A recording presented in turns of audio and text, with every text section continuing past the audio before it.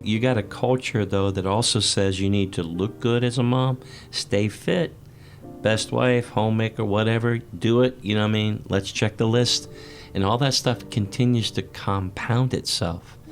And if you're not careful, Alli, you can get yourself into a pretty dark place. Absolutely. You know, that people I don't think they understand.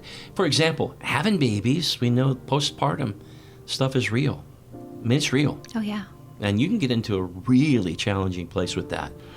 What I call it in the book is the good mom myths. These 5 myths that say these are the things that you have to do and you have to be a good mother.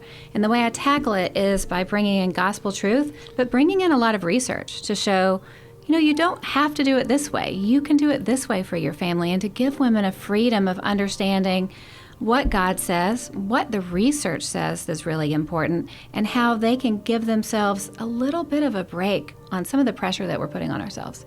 In your book, your focus is on remaining you. For a second, can you help us clarify what that means or what you mean by that?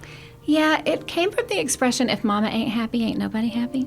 Because the thing about being a mother is whatever room you're in, you will affect how everyone else feels. Oh. If you're in a bad mood, eventually everybody's going to be in a bad mood. And to manage ourselves, to make sure that we can remain us without, while we're raising our kids, we want to make sure that as we're raising our kids, we don't abandon ourselves.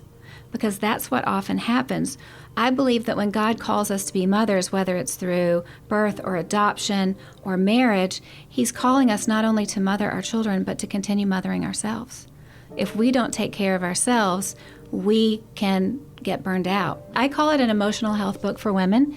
And with emotional health, I consider that mental health and spiritual health.